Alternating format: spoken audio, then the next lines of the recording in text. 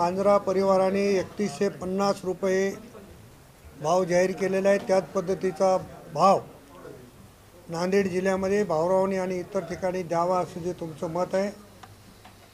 खरं तर अशोकराव नेहमी देशमुख मंडळीला दाबण्याचा प्रयत्न करतात, ते दबतात की नाही मला माहिती नाही, पण अशोकरावांना खरंच देशमुखांना दाबायचं असेल तर 3150 पेक्षा अधिकचा भाव देऊन शेतकऱ्यांची दिवाळी साजरी करावी अशा पद्धतीची विनंती आहे। परवा त्यांचं मी एक स्टेटमेंट वाचलं की सहकारी संस्थेमध्ये राजकारण करू नये। तर एक मित्र म्हणून मला त्यांना एवढंच सांगायचे की कारखाना स्थापन झालं तसं तुमच्या ताब्यात आहे, कारखान्यामध्ये कोणी राजकारण करत नाही, चांगलं वाईट हे तुमच्या नशिबात आहे। आणि कारखाना किती फायद्यात आहे, कारखाना कशा पद्धतीने चालतो, कारखाना काय भाव देऊ शकतो, हे त्यांनी शेतकऱ्यांना सांगून त्यांनी वर्चस्व निर्माण करावं अशा पद्धतीचं माझं मत आहे। त्यांनी द्यायला पाहिजे की गेले अनेक वर्ष झाले एवढे सत्तेत आहेत आणि सत्तेतला कारखाना म्हणून लोक त्या कारखान्याकडे बघत आहेत। शेजारच्या लातूर जिल्ह्यामधला कारखाना 3150 देऊ शकतो, मग नांदेडचा का देऊ शकत नाही?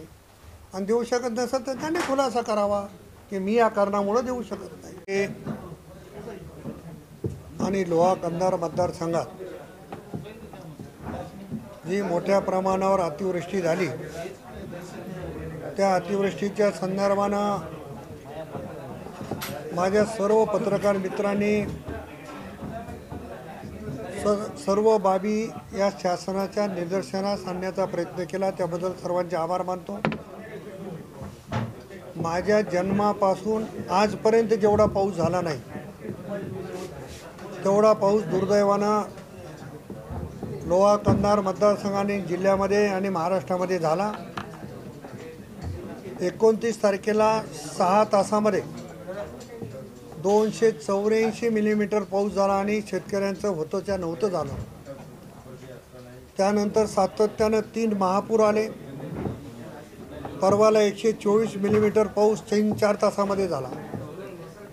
त्यामुळे शेतकऱ्यांचं प्रचंड असं नुकसान झालं, अनेकांची जनावरं दगावली, थोड्याफार म्हणजे जीवितहानी पण थोडी नैसर्गिकदृष्ट्या झाली। दुर्दैवानं लोहा शहरासारख्या शहरामध्ये 100-150 मोटरसायकली होऊन गेल्या।